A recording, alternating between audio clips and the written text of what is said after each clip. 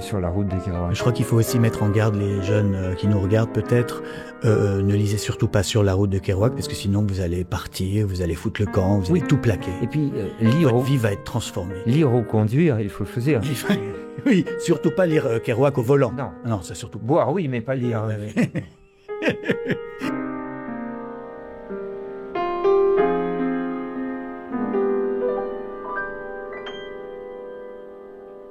Bonsoir la France, je suis très heureux de recevoir ce soir Sylvain Tesson pour son nouveau livre Les piliers de la mer, publié aux éditions Albin Michel. Merci pour votre professionnalisme. Merci. Et merci d'être là.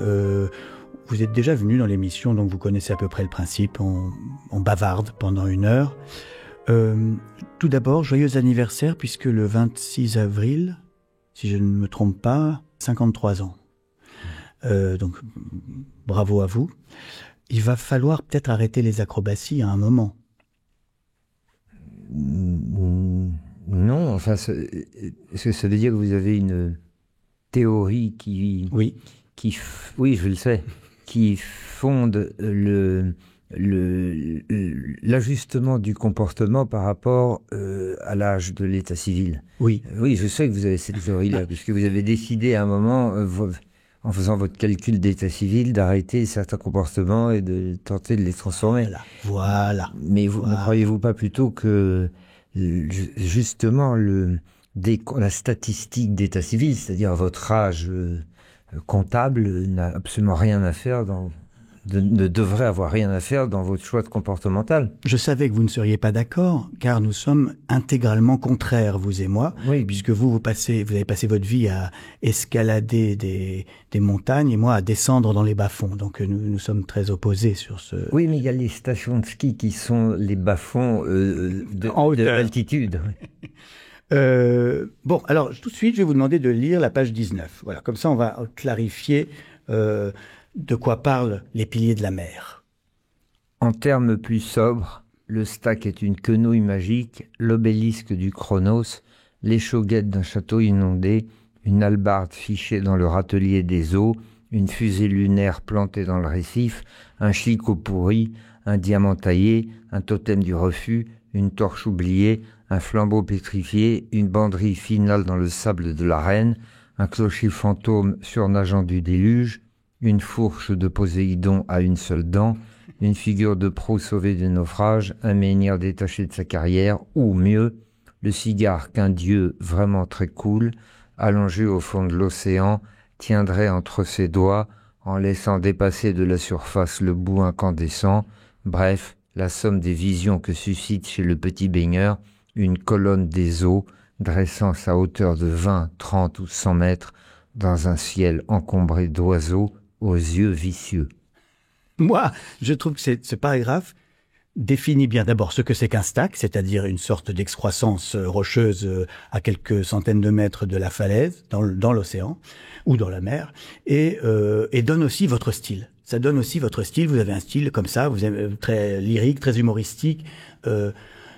Vous l'avez lu comme si vous n'étiez pas content de ce paragraphe. Mais parce que je trouve ça bavard, et je me disais en le lisant, si jamais on faisait l'exercice du gueuloir que font beaucoup d'écrivains, consistant à lire à haute voix son livre pour détecter les approximations ou les échardes. Je ne sais pas si vous pratiquez cet exercice, mais si on le faisait ici chez vous, on bifferait beaucoup de choses, quoi, parce que là, c'est bavard. Là. On sent que c'est... Non, je suis pas d'accord. On sent que c'est volontairement un paragraphe accumulatif de tentative de définition de ce que c'est que ce stack. Donc Oui, mais j'avais pas envie de ressembler non plus au type qui est content de se lire et de se relire. C'est pour ça. Oui. Et aussi de se relire à haute voix, parce que ça, c'est un manque de noblesse. Il n'y a pas à être content ou mécontent.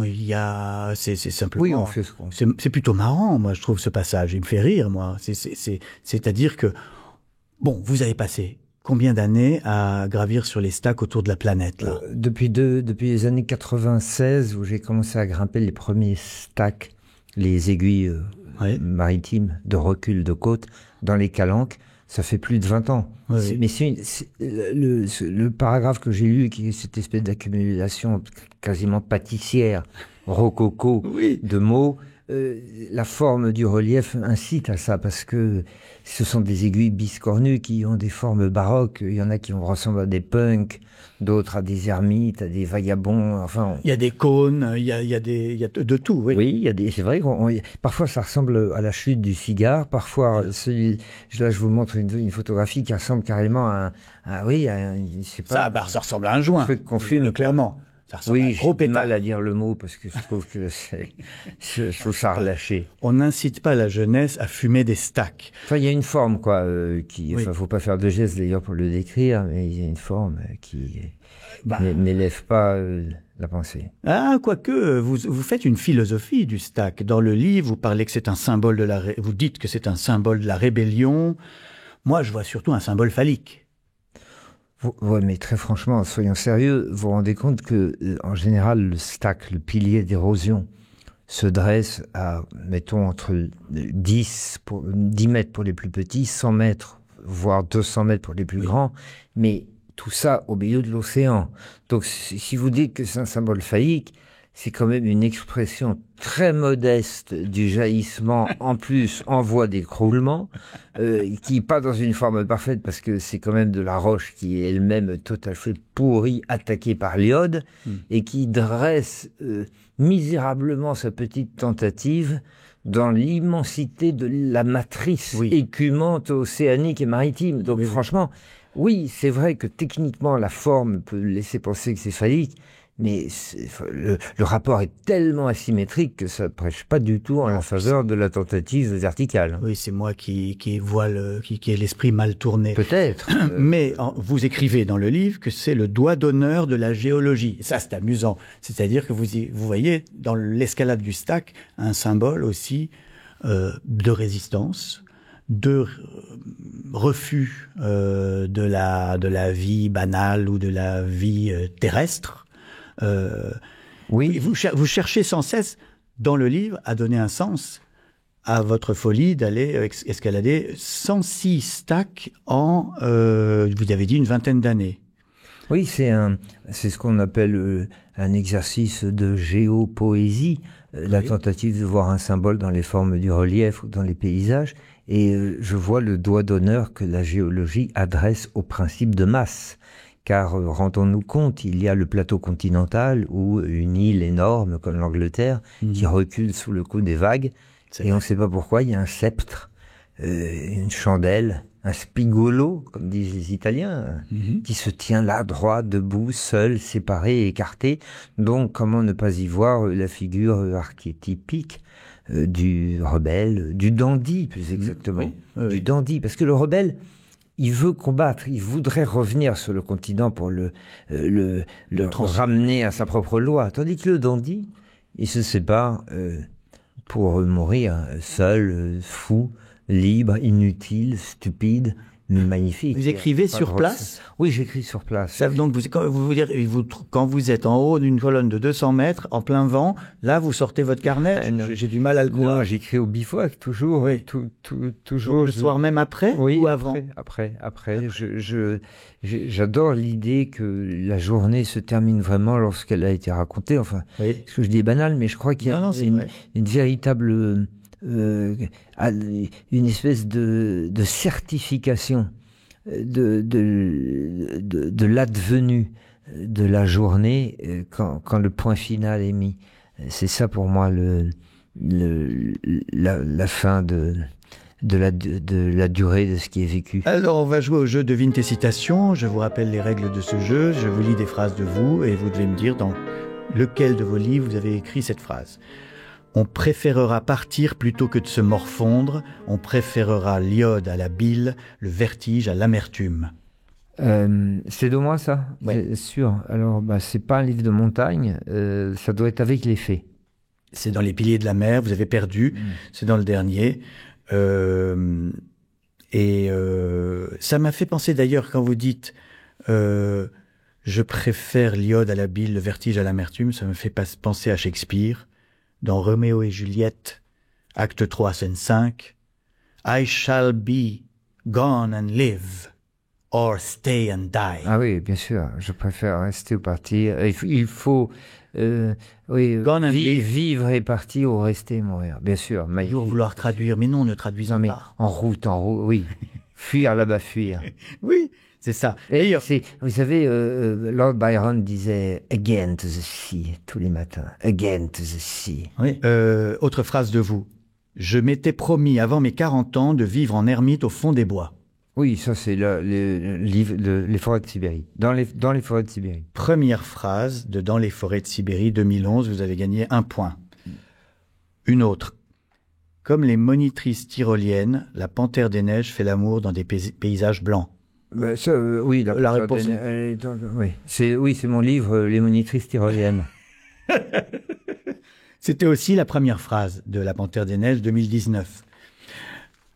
Alors là, une autre. Quand on se prétend aventurier, il est vexant de vivre au XXIe siècle. Oui, ça c'est Les pieds de la mer. C'est la première Je m'en phrase. souviens. Mais votre jeu est aberrant parce qu'on n'a pas du tout envie de s'entendre citer, ni de donner.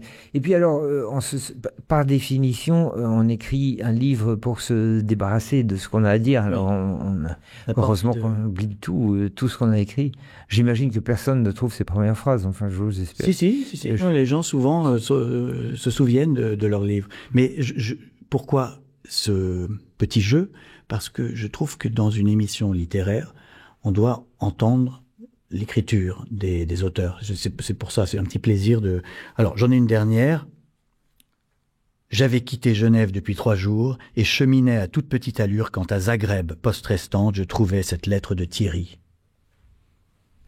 J'ai écrit ça, moi. C'est une nouvelle. Ah oui, c'est qui, ça? C'est un auteur que vous adorez. Ah, c'est pas Vous voulez que je vous la relise? Ah oui, allez-y. J'avais quitté Ah oui, Genève. Nicolas Bouvier. Nicolas Bouvier, c'est la première parce phrase que de c'est- L'usage du monde. Et c'est Thierry Vernet, son ami peintre. Voilà. Ah oui, merveilleux. Bravo. Nicolas Bouvier, 63. Ah, c'est superbe. Ça C'est aussi. l'usage du monde. C'est quand l'usage il du descend avec sa Topolino. Voilà. Ouais. Quelle merveille. Je suis content que vous aimiez Nicolas Ah oui, Bouvier. et oui, je pense que sans Vous l'avez Nicolas découvert Bouvier- tard, non? Oui, parce que sinon j'aurais peut-être eu votre vie. Si j'avais lu L'usage du monde plus tôt. Nouvel exercice de lecture, essayez d'être fier. Essayez d'être fier. N'ayez pas peur d'assumer et d'être heureux de ce que vous faites. Non, c'est la page 47 que je préfère parce que c'est le moment où il y a ce personnage qui s'appelle Pétéro et qui gravit avec vous, tout nu, un des stacks de l'île de Pâques. Oui. Alors, j'ai mis des... Alors, Voilà. cul sur le sommet, le sexe à l'air, le cou ceint de son collier d'os, la peau maculée de charbon et de sang mêlé de larmes, Pétéro, le gardien désespéré de la mémoire, sanglote dans le vide que les fous de bassin électrisent. J'ai attendu 70 ans pour faire l'amour à ce motu, et je veux dire aux hommes que nous sommes là, et je veux que la terre se souvienne des Rapanouis. Et nous le laissons, les bras ouverts dans la pluie, assis sur son antenne, à gueuler en pleurant le grand malheur de l'île hors des routes, hors du temps, abandonnée des dieux, oubliée par l'histoire, maudite par la géographie, pillée par les marins, réquisitionnée aujourd'hui par nous autres touristes qui venons profaner la tristesse. Ben, c'est de la littérature. Alors s'il faut aller à l'autre bout du monde, en haut d'une colonne pour faire de la littérature, ben ça vaut la peine, allons-y, c'est ça. Et ce personnage, il est exceptionnel, Pétéro. En fait, vous l'avez rencontré comment? C'est-à-dire que l'île de Pâques comporte un très beau stack de 50 mètres qui était interdit. Parce que il est l'autel, AUTEL, Oui. de la tradition des Rapanouis. Rapanouis, c'est une mythologie de l'éternel retour. C'est le nom qu'on donne au peuple de l'île de Pâques, qui, quand ils ont vu leur civilisation s'écrouler, vous savez, c'est ces grandes statues de pierre de 15 mètres de haut qui sont dressées partout, sculptées dans le tuf volcanique et dressées sur les contours de l'île. Puis un jour, la civilisation s'est écroulée, probablement à cause de problèmes politiques ou de réchauffement climatique. Au XVIIe siècle, on a couché les Moaïs, parce que le peuple considérait que les dieux avaient abandonné l'île. Et ils ont réinventé, au XVIIIe siècle, un nouveau mythe, qui est le mythe du retour des oiseaux. Et alors à ce moment-là, il fallait que les jeunes hommes de l'île, pour prier ce Dieu de l'éternel retour, aillent se mettre à l'eau, montent sur des écueils à 600 mètres de la côte rocheuse et rapportent des œufs de mouettes qui revenait tous les 6 mois pour nicher. Ah, c'est très beau parce que c'est le remplacement d'un mythe par un autre en fait. C'était un exploit aussi. C'était un exploit. Et au lieu de pleurnicher sur leur sort de l'effondrement, c'est d'ailleurs c'est une leçon pour nous autres. Hein. Au lieu de nous déplorer le déclin général et la fin des temps et l'apocalypse à venir, au lieu de grincher, eh bien ils ont magnifiquement revivifié leur mythologie par un autre mythe du printemps éternel. Et alors ce stack qui probablement n'avait pas été grimpé, nous n'avions pas le droit de le faire. Mais nous sommes allés demander l'autorisation au garant de la mémoire des Rapa Nui, qui s'appelle Petero, ce garçon. Il avait 70 ans, il n'avait jamais grimpé. Il nous a dit, je vous donne l'autorisation, mais à condition de m'emmener. Alors on lui a dit, mais vous n'avez jamais grimpé, c'est quand même difficile, c'est du 6e degré. Il a dit, c'est pas grave, vous m'emmenez ce soir et on y va. Alors on est parti avec une barque. Et quand on est arrivé, on lui a mis un baudrier d'escalade, quoi, un harnais. Mais et puis à notre grande stupéfaction, il se met à poil dans la barque de pêcheur et il a dit, je veux grimper sur ce stack comme je suis venu au monde, tout nu. Alors voilà, du lac à grimper, il l'a hissé avec la corde, moi je le poussais au cul. Enfin, c'était une scène complètement aberrante. Tout ça au milieu des oiseaux qui hurlaient. Et lui avait l'impression de revivre positivement le mythe Rapa Nui, des hommes qui allaient collecter sur les rochers les œufs de l'oiseau du retour. Il y avait donc quelque chose là de très religieux, de quasi mythologique. Et ça, c'est l'effet que nous a donné l'escalade des stacks dans le Pacifique, au Cap Horn, aux Marquises, à l'île de Pâques, parce que les Maoris, la culture maori, le peuple des vagues et de la pirogue, voient dans les formes du relief des incarnations de leur divinité. Chose qui probablement était une occurrence dans les temps paganiques gréco-romains, mais nous l'avons oublié aujourd'hui. Nous avons le grand Pan, le dieu Pan est mort, les marécages se sont desséchés, les fées sont rentrées dans leurs grottes, tout a été cimenté, mais chez les Maoris, on continue à avoir une poétique du paysage et une mythologie de la géologie. Ils auraient pu très bien mal le prendre. Ils auraient pu considérer que c'était un sacrilège d'escalader. Et là, le fait de venir avec vous, c'est très beau. Voilà, parce que précisément, pour que ce ne soit pas un sacrilège, nous avons convié l'un des leurs à venir vivre ce que nous pouvions leur apporter. La seule chose, qui était simplement la compétence technique de Dulac, qui permettait de monter en haut du stack, nous l'avons offerte à un Pasquan, un Rapa Nui, qui lui nous a autorisé le passage. Alors c'était une merveilleuse conversation. Je trouve que vous auriez dû le faire tout nu, vous aussi, par solidarité. C'est un peu dommage. Oui, mais j'ai pas voulu me convertir. Il y avait aussi un autre jeu dans l'émission, c'est les conseils d'impro. Je vous ai donné une liste de questions pour savoir, parce que je pense que nos auditeurs, rares mais érudits, ont envie de savoir quelles sont vos lectures.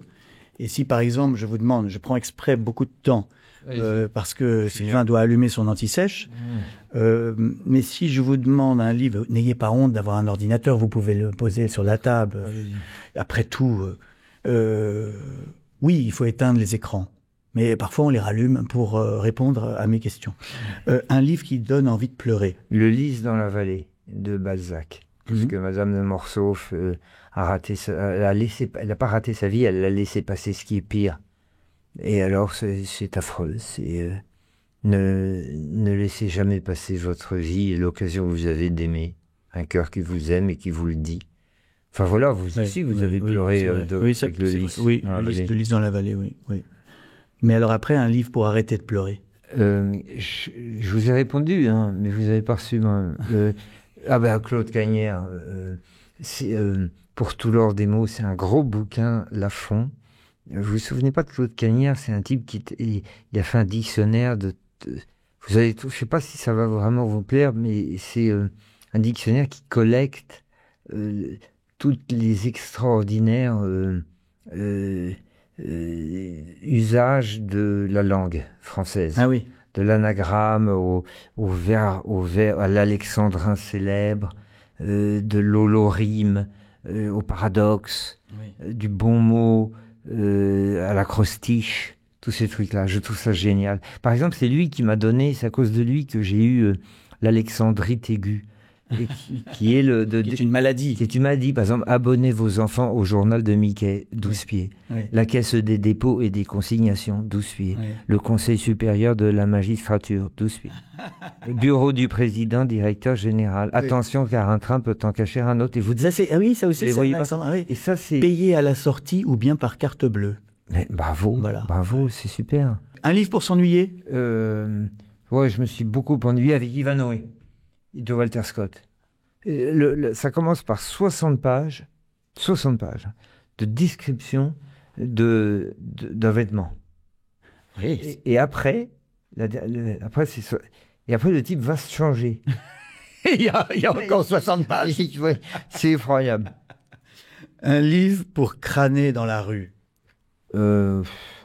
Un livre pour... Moi, je répète votre question. Le genre Kierkegaard, le journal du désespoir, ou Kafka.